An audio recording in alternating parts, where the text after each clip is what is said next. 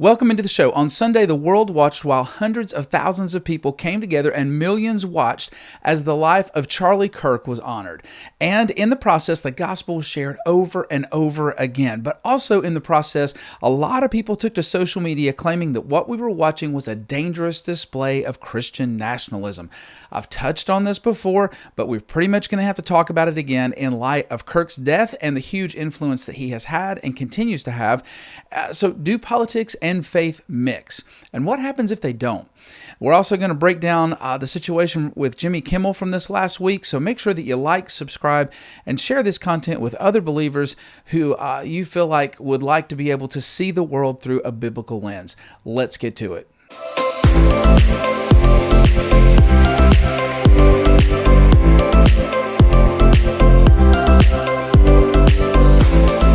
Okay, well, if you saw the memorial service for Charlie Kirk, or at least clips of it, no doubt you noticed that it was an extremely spiritual experience. While people waited for it to start, there was pretty much a worship concert going on for a couple of hours. And the most striking thing, I think, for me personally to see was so many government officials getting up and talking about Christianity, and in many cases spelling out the gospel very clearly. And in some cases, this is going to sound bad, but I was frankly surprised that they knew the gospel that well.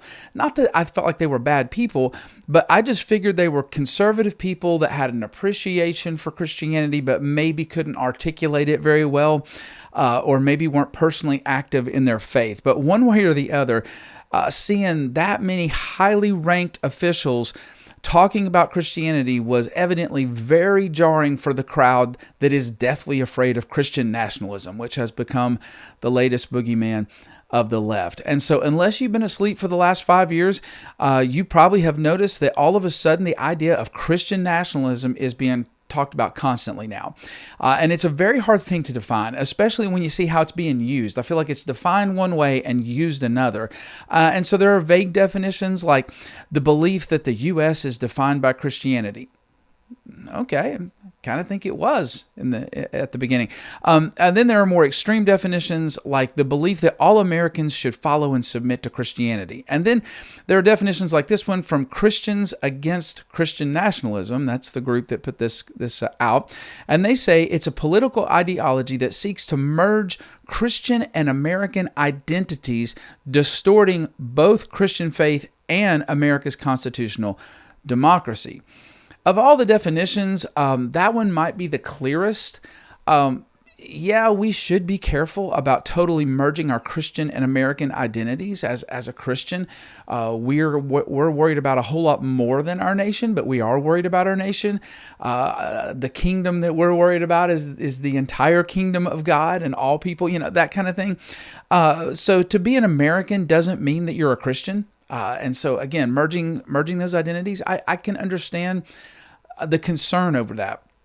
However, the founders set us up as a nation that was founded on Christian principles, but they gave us free speech, and they were not for forcing everyone to agree with Christianity. I do believe, however, that they did expect that the nation would agree with Judeo-Christian values and a Judeo-Christian view of morality. So you didn't have to worship Jesus, but you kind of had to be okay with living in a culture that judged what was right and what was wrong by Christian principles. And that world now is very foreign to the current culture in the U.S. because we allow free speech, and in allowing free speech, which is a biblical principle, we have allowed voices that disagree with Christianity to become dominant in our culture, pretty much owning our colleges, pretty much owning the major media. And so now we've reached a point where anytime somebody talks about their faith and how it shapes their politics, it's considered oppressive to those who don't follow Jesus. So what about Charlie's memorial? What about these government officials talking about Christianity openly? Is that Christian nationalism? No, it is absolutely not. Every government official has the right to believe what they believe and can talk about how their worldview shapes their life and how they think and shapes their politics. We do not mandate that our officials be a member of a particular church, though get this, in the early days of America, a lot of people don't know this. A lot of young people don't know this. In the early days of America, states did mandate that their officials were in good standing with their state church. That's right. Many of our original states had state churches. And so what they didn't want at that time, what the founders didn't want, is they didn't want a federally mandated church, so that Maryland's church could be what Maryland's church was, and some other states' church could be what their state's church was, and the federal government couldn't tell them what to do. But there were literally state churches at the founding of our nation. So we're a long way from how we were founded, and we're not even close to being a Christian nationalist country. Here's what you need to understand. There's a difference between being influenced by Christianity and forcing others to accept Christianity. And so to me, being a Christian nationalist nation would be forcing people to join a certain church and acknowledge a certain creed. But it can't mean that but what it can't mean is it can't mean that Christians influencing policy because they feel like that's what's best for the country is not allowed. If that's what that means, that if being a Christian nationalist means that Christians can't just want what they think is best for the country and try to influence other people that way, if that's what it means, it would mean that Christians are the only ones who are not allowed to bring their worldview to the table when policy is being made. The last thing the founders wanted was for the Christian voice of the culture to be silenced. They believed that our nation could only succeed if people had Judeo-Christian values. And so the last thing they would have wanted is to say, you know what, the only people who can't talk is Christians. Our founders spoke openly about their faith. What we saw the other day at Charlie Kirk's memorial honestly would not have been that unusual in the early days of our country. It is considered unusual now because for years we have been told that Christians can't push their faith on others, so we can't talk about it in public circles. And so it's been a shift in our culture that makes that so unusual now, a shift in the Overton window that makes that so unusual to our culture now. But it was not at all unusual in the founding of our country and with the intention of the founding of our country. And so we're not trying to make the state a church or make the church a state. We don't want a fusion of the church and state. We want the church free to preach the gospel, and we want to be able to use our free speech to say what we believe is best for our culture, just like anyone else. And that's not Christian nationalism. Now, the reason that this is becoming such an issue is because we no longer have any standard by which we make moral policy decisions as a culture. And actually, that's not entirely true. What we've done is we've adopted a new standard that doesn't fit with reality, and it doesn't fit with how we were founded as a nation. It used to be that we pretty much understood that what was right and what was wrong was what God said in the Bible. And our debates revolved around that, even if we weren't quoting chapter and verse. And so should we prohibit alcohol, for instance, back in Prohibition? Well, the Bible has some serious warnings about it. But then again, it also seems to indicate that drinking in moderation is okay. But people on both sides were kind of coming at it from a standpoint of what's right. And whether they were quoting Scripture or not, in the back of their minds, they were thinking what is right is what Scripture says. And so that was how we had the conversation. How do we take care of the poor? Well, some people would point out we have verses that say that what you do to the least of these, you've done to Jesus. And then some people would point out the verses that say, well, if you don't work, you don't eat. So we would debate about where do we find the balance there of personal responsibility, which is a biblical value, which is something we value as a nation, and mercy and helping people. We may not have been, again, quoting verses, but that was the foundation for our arguments. That's not true anymore. Through the years, we have attempted to completely eradicate Christianity from the public square in the name of separation of church and state, and we have gone far beyond what was said or intended in Thomas Jefferson's letter to the Danbury Baptist Association, where basically he's just trying to assure them that the state is not going to be interfering with the church. And honestly, the fact that the Supreme Court at some point pulled that letter in and redefined the Establishment Clause based on that is a travesty. It is an absolute travesty, and I can't even imagine if the current Supreme Court took that back up right now, what we would be hearing about Christian nationalism. So we created this void when it comes to how we make decisions. We took the foundation out. Now we don't really have a foundation. Now we make decisions, honestly, more typically we make our decisions based on Marxism and who is the most oppressed. And this is literally causing us to lean into new forms of discrimination. It's causing us to excuse things that are wrong if the people that are committing them are considered to be in the oppressed category. It's causing us to make everything about race, which is causing us to treat people as a group instead of individuals with unique gifts. And it's dividing the nation. And now, at this point, we make decisions based on also like Marxism, who's the most oppressed, but also what makes people personally happy. But it's turned out to be a mess because personal desires conflict, right? And not only that, who's the most oppressed also conflicts. And so in the past, it used to be, women don't get a fair shake. And so we made things like Title IX. Well, that's great. Okay, so we made Title IX to protect them, make sure that they're not harassed, make sure that they have opportunities, the same opportunities that guys have. But now we have trans women who what makes them happy is to compete against biological women and use their locker room. And so we don't have an objective standard by which we make these decisions anymore, except maybe to fall back again on Marxism. Well, who's the most oppressed? Well, if this group is the most oppressed, then we just have to go with what they want. And so because we don't have that objective standard anymore, because we don't acknowledge that while we're not trying to force everyone to accept Christianity, we are founded on Christian principles, and the country was designed for Judeo-Christian ethics to be our reference for what is right and wrong. Because of that, now it's just a mess. See, someone's morality will inform our policies. Why is it that everyone else's morality, except for Christians, is allowed to be in the conversation? No one seems concerned about Marxist influence over the country, or is not as concerned as they should be. You certainly don't hear the media saying, hey, we got a real problem with this philosophy is taking over and it's causing problems.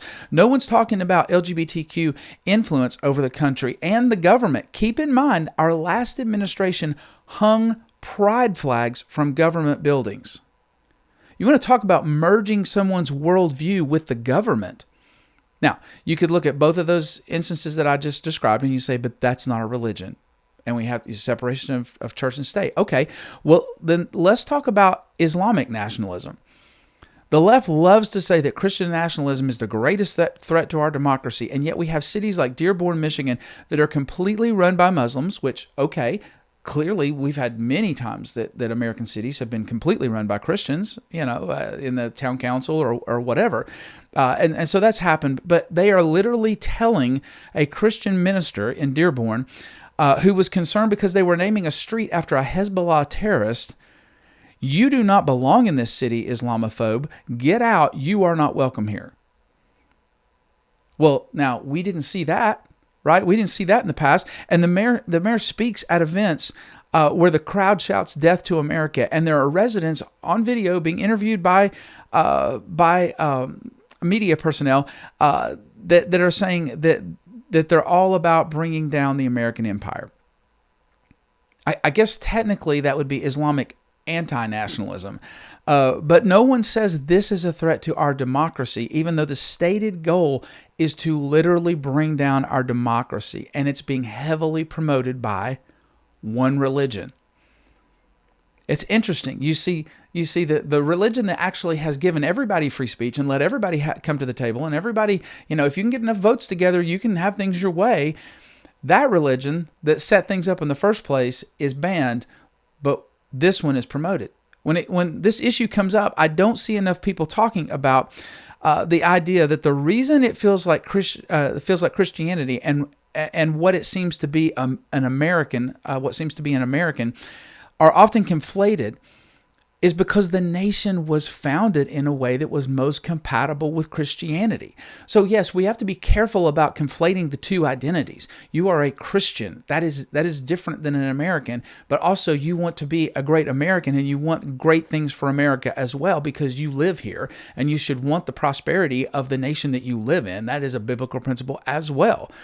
But one of the reasons those two get conflated so easily is because the nation was founded in a way that is most compatible with Christianity. And so as Christians, our faith relates to every area of our lives. It doesn't stop when we walk into work. It doesn't stop when we go vote, and it doesn't stop if we run for office. And we really kind of have to push back to being told that it needs to. We should not give in to that. Now, this label of Christian nationalism is really, it's just becoming a slur that is used as a cudgel to silence Christianity, and it is directly tied into Marxism.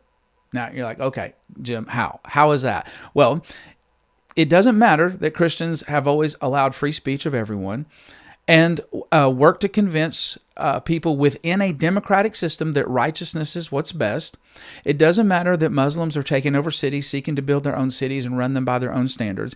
It doesn't matter that the left literally use the government to silence conservatives by working directly with social media companies. That doesn't matter. Or that they have used the FBI to investigate Catholics and parents speaking at school board meetings. What is important to a Marxist is that those in the oppressor category, which the most oppressive category that they can name is white, straight, male Christians. And what is important is that they are silenced. And that brings strange bedfellows together. This is how LGBTQ activists and pro-Palestine activists come together for now. Once they have blown up the system that was founded by the oppressors, they will turn on each other because they don't value the same things. But for now, they're both focused on defeating a common enemy. So that's kind of how we got where we are. I think that we have to kind of push back on being labeled as Christian nationalists because, again, I think it's intended to be a slur. But there is nothing wrong with a Christian wanting to use their worldview, their Christian worldview, to make our nation better. Now, let me take just a moment to break down a few takeaways from Charlie's service, from the memorial service. First of all, it reminded us to be bold in our faith. Through the last couple of decades, we have been told that one of the major turnoffs to lost people in terms of the church is how political Christians are. And I do think there is something to that, right? Some Christians can be very obnoxious about their politics. We can't worship one candidate and ignore anything bad that he does. There are just some things that no matter who is the head of your party, you should just call it out and go, yeah, that's bad. Yeah, his character's not the best, but he is doing the best things between the candidates we have. He's doing the best things for the country. And just be honest about that. But here's what is so interesting why Charlie was so effective. He was effective because young adults and upcoming teens are looking for solid answers to these cultural issues, and they're wondering if the church has any of those answers. And Charlie dealt with those. And because he was willing to deal with them and show them that the most sensible approach was the biblical approach, many young people became more and more interested in Christianity. So the very thing that people would say, yeah, that turns people off from Christianity, he used it as a way to cause people to lean in and go, maybe I should hear more about Christianity. And I'll tell you, I'm passionate about especially talking about these kinds of issues with Christian young people because the false answers that the world is giving them on these issues is drawing them away from Christ. So the second thing is I think that we can take away is face-to-face is the best way to change hearts. Charlie took his message directly to the next generation. He had discussions with them. He insisted that they were allowed to share their stories and to make their points before he responded. He would even quieten the crowd at times and say, no. Let them talk. Now, I think if you go back and watch his early videos, I think he could be a little snarky in the early days. But if you watched any of his videos from the last couple of years, he was very gracious to people who disagreed with him. He thanked them for telling them his story, but he still told them the truth. You can post information on social media about hot button issues and just post overall principles, like without being snarky, without being hateful, without basically calling a whole group of people something, that like they're terrible or they're dangerous, whatever. You can do that, but getting into arguments with people who comment on your post is not going to help. Getting eyeball to eyeball with people and having conversations, that's where good ideas and true ideas rise to the surface. And bad ideas, frankly, fail in that environment, which is one of the reasons you don't really see a lot of leftists going to college campuses and doing what he did. They own the classrooms where they get to tell only one side of the story. So they're not going to go out in a public square and say, challenge my ideas. Because if somebody really comes with the receipts, their ideas are not going to fare well. Now, the third thing is the world is interested in faith right now. As you have conversations with people about Charlie's death and funeral, seek to turn it to the spiritual aspect and see if there's any interest in the spiritual aspect with the people that you're talking to. So many people were exposed to passionate worship that they've never seen of Jesus Christ, and they were exposed to the gospel message through this memorial. This is a great time to have those conversations, and so just be aware of that. Pay attention. If somebody brings it up, try to steer it a little bit to the spiritual aspect of what you saw and see how they take to it. The fourth thing is Christians need to be an example of doing the hard things that Jesus asked us to do. And that's what shocks the world. In the past, we heard about people persecuting Christians becoming interested in Jesus because they couldn't believe how these Christians reacted to being persecuted in places like Romania, Russia, China, all these types of places. And I think it's great that so many government officials talked about the message of Jesus. But the thing that set the world on fire from this memorial was when Erica Kirk said that she was forgiving Charlie's assassin. The world does not have a category for that. They do not know where to put that. So the fifth thing I would just say is find your calling. God has gifted you and placed you in a situation to be used by Him to be a light. Charlie found the way that God wanted to use him. Yours does not have to be the same, and it won't be. But what is yours? Find out and go after it. It doesn't have to be your profession. I know people who volunteer at a crisis pregnancy center, and that's really their main goal. That's their main ministry. I know mentors that serve in after-school ministry to kids, and you won't ever hear their names, but they're impacting the next generation for Jesus through that ministry. I know people who foster children to make a difference, and they're making a massive difference. So what is your thing? I just want to encourage you on those 5 things to take away from what we saw on Sunday. All right, as I wrap up today, I want to touch on the Jimmy Kimmel story. Of course, Jimmy Kimmel attempted to implicate MAGA supporters as the inspiration for Kirk's shooter. It was very poor taste. It was extremely inaccurate. And it was not really even funny unless you really want to make sure that half the country never wants to watch your show. And really, it's kind of sad if it was funny to the other half of the country. Of course, a couple of distributors of ABC shows immediately said they were no longer carrying his show. ABC suspended him for a few days, and then they reinstated him. And it has yet to be seen if those 2 distributors are going to accept his attempt at an apology when he came back on the air and start distributing his show again. We don't know. So how should Christians think about this issue? Well, this is similar to the Cracker Barrel mess, to be honest with you. I don't think it really makes a lot of difference in the grand scheme of things if one nut on a late night TV show wants to paint half the country in a bad light no matter what actually happened. That happens every day anyway on a lot of shows. I don't have a real problem with people calling him on it, though, because the truth does matter.